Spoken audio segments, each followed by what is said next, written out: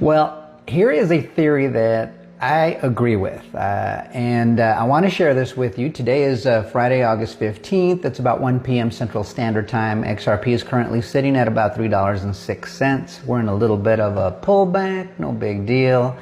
Hovering at about a little over $3 right now. It seems to be a new support level.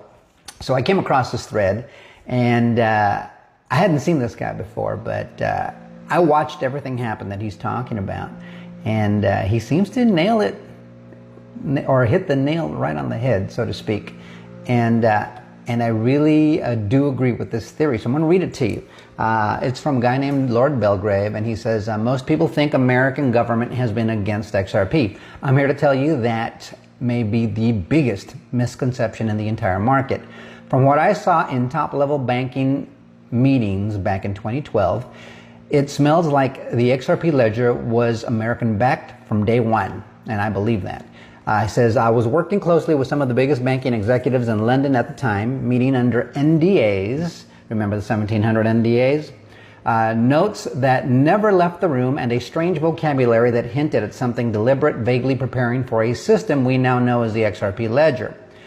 He goes on to say, here's the theory, and it's grounded in more than speculation. If other nations knew XRP was backed by the US from the start, they would have rejected it outright. No nation wants to adopt a rival's infrastructure for something as critical as cross-border payments. That makes sense. So what's the strategy? Create the opposite narrative.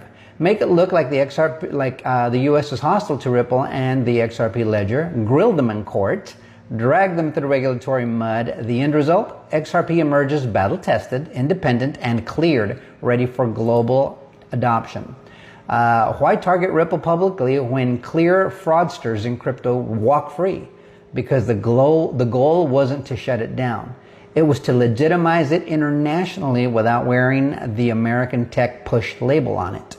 Quietly building trust where it mattered in foreign central banks and clearing systems, and we have seen that. This doesn't mean there weren't internal enemies. Some powerful U.S. institutions and individuals did oppose XRP, Pocahontas. Why? Because the ledger is a threat to entrenched wealth, control, and influence. We know that. A neutral global settlement layer removes the leverage they've held for decades. The timeline matches the playbook. 2012, early strategic discussions, NDA-bound banker meetings.